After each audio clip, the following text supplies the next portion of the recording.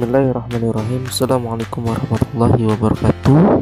Bagaimana kabarnya hari ini? Semoga kalian semuanya dalam keadaan sehat walafiat.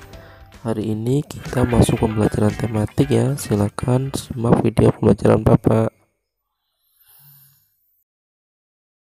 Pada video kali ini kita akan membahas tentang tema 1, indahnya kebersamaan, subtema 2, kebersamaan dalam keberagaman, kelas 4, muatan pelajaran ilmu pengetahuan alam. Cara menghasilkan bunyi pada benda. Sumber bunyi adalah semua benda yang dapat menghasilkan bunyi. Bunyi dihasilkan oleh benda yang bergetar.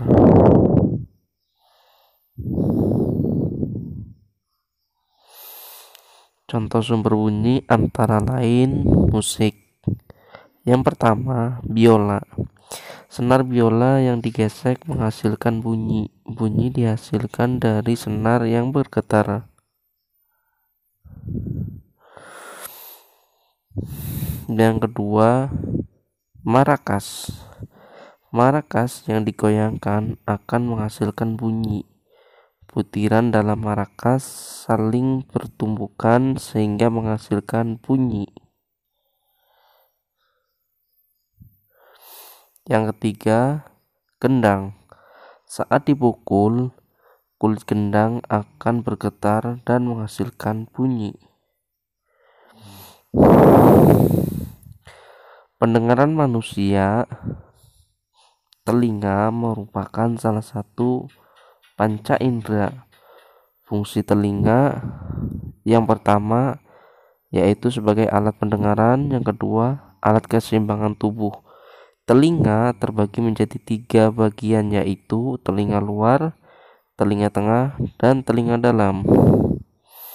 Telinga luar yang pertama daun telinga, tersusun dari tulang rawan.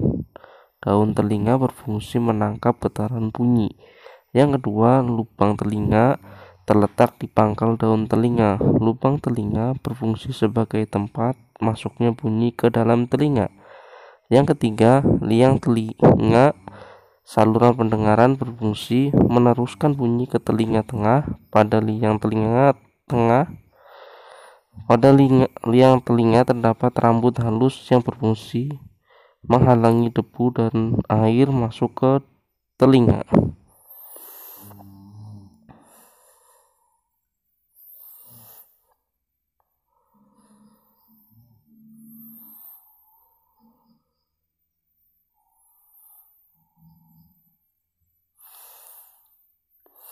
Telinga tengah yang pertama, gendang telinga atau disebut dengan membran timpani berfungsi selaput tipis yang peka terhadap bunyi.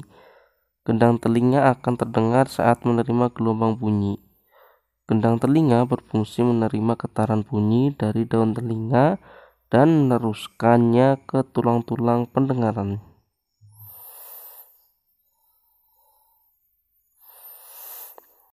Tulangnya tengah, tulang pendengaran terdiri dari tulang martil, tulang landasan, dan tulang sanggurdi.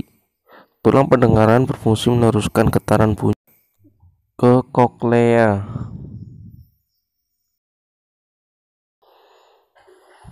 Telinga dalam yang pertama, saluran tengah lingkaran berfungsi membantu mempertahankan keseimbangan tubuh.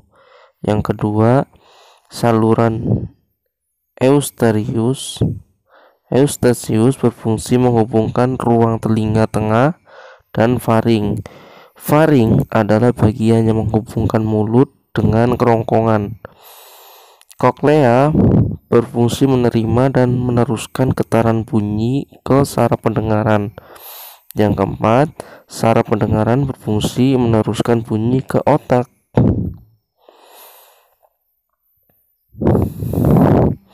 Nah, bagian-bagian telinga ya, ada daun telinga, lubang telinga, gendang telinga ya, bisa dilihat.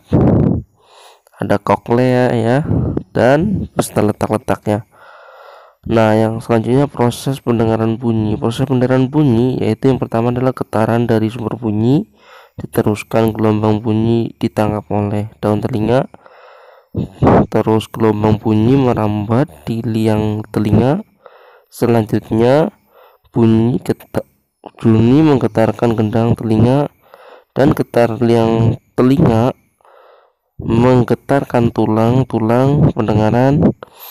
Koklea menangkap getaran dari tulang-tulang pendengaran dan mengirimkan ke saraf pendengaran. Selanjutnya, saraf pendengaran mengirimkan rangsangan bunyi ke otak. Otak menerjemahkan bunyi yang didengar. Nah, di situ adalah salah satu proses mendengar bunyi. Yang selanjutnya adalah kepekaan telinga sebagai indera pendengaran. Telinga manusia dapat mendengar bunyi dengan frekuensi 20 sampai 20 ribu Hz. Ada orang yang dapat mendengar bunyi lemah, pelan, dan ada orang yang dapat mendengar bunyi kuat, keras. Indera pendengar yang baik dapat mendengar dengan jelas asal sumber bunyi dan tinggi rendah bunyi.